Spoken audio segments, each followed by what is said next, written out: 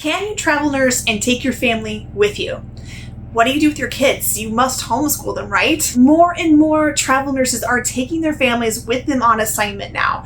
In tonight's video, we're going to talk about a key concern: homeschooling, especially for those of us who never considered it prior to the travel nurse life. It's time to rethink education.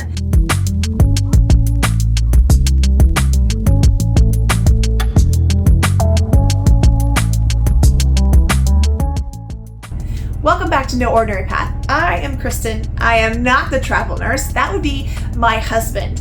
We have been traveling for the last 5 years with our kids in tow in an RV all across the country. Before we got started, we had really no idea what the term road schooling was, or that people really lived in their RVs and educated their kids on their own. I was not at all thinking about homeschooling. In fact, I was completely opposite. We had our kids in public school. I didn't consider myself homeschool mom material. I was worried that I wouldn't have the patience for it, or that I wouldn't know what to teach them, and the stress of finding the right curriculum and all these things. I just didn't think that I could do it until one day John suggested, hey, what if I travel nurse and we move into an RV and we go explore the country? So today is Wednesday, December 13th, 2017, and I'm cooking mac and cheese right now because that's the only thing that I can bring myself to make, because my brain is completely consumed with this idea of full-time RVing. It's gonna happen. We're making this happen. I was an immediate yes. It took us like all of 2 minutes to decide this is happening and I'm gonna make homeschooling work, because why wouldn't you for an opportunity like this, right? Our first month on the road was pretty brutal. We were still like trying to treat it like public school, only in an RV, and that was not working. And over the last few years, I've learned a lot about what works and what doesn't work for our family, which is different for every family. But we're going to talk about some pros and cons and some tips throughout this video. And even though we live in an RV, this information can be applied to whatever kind of housing that you're in currently. There are tons of benefits of homeschooling your kids, and the more and more I research things about the public school system, the more grateful that I am for this opportunity. The first benefit is just the simple ability to learn on the go, because honestly, is that not how us adults continue to learn about things in our world? To be able to just see things when we're out and about and we're exploring that they're interested in, and then go research it some more if they want to. That has been a huge blessing, because when you're in a classroom, you're just going by what the curriculum is saying, and it may or may not apply to you, or you may not have any experience with it. And it sets in a lot more when it's really hands-on and it's just out and about, and you're able to naturally learn more about things that are interesting to you. Which brings me to the point number 2, is that it helps you to be naturally inquisitive. My kids are much more interested in learning things because it's on their terms. So rather than focusing on what exactly they should know at this age, all the facts that they should have memorized in their head, what I'm more focused on is how do we ask the right questions, and how do we utilize the tools that are available to us to find the answer. That's my main goal as a homeschool mom. The next thing is their increased awareness and acceptance of people around them. That's probably one of the best advantages of homeschooling on the road, or homeschooling in an RV, is that they get to see and experience people and cultures all over the country. The ability to work around your schedule. As a travel nurse, you really don't ever know what your schedule is going to be, and so it really affects the family, especially if you're working nights or you're switching off between nights and days. It can really throw your family schedule off. Sometimes the kids just really like we have school from Monday to Friday, and then we have every Saturday and Sunday off, just because it's somewhat of a schedule and they kind of like that.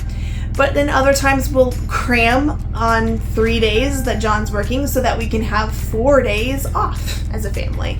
I could go on and on about why I love homeschool so much. Let's talk about the disadvantages.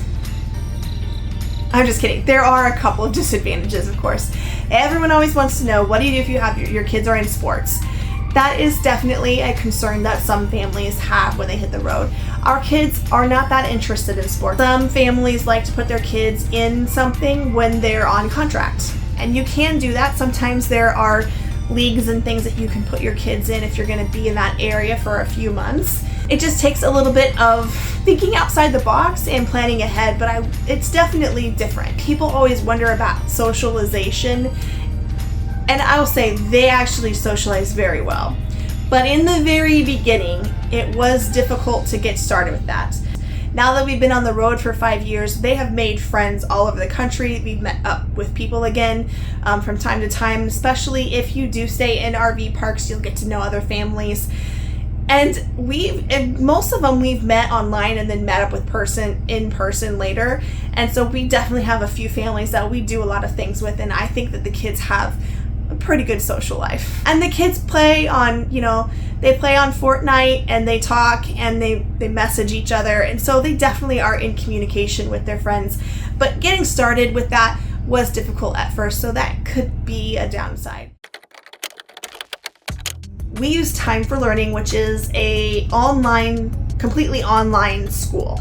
And we really love that it's all online. We do language arts, math, science, and history. The nice thing about Time for Learning is that I'm able to put their lessons in a weekly bucket, and then they get to determine how much they want to do each day as long as the bucket is done. We utilize green light cards.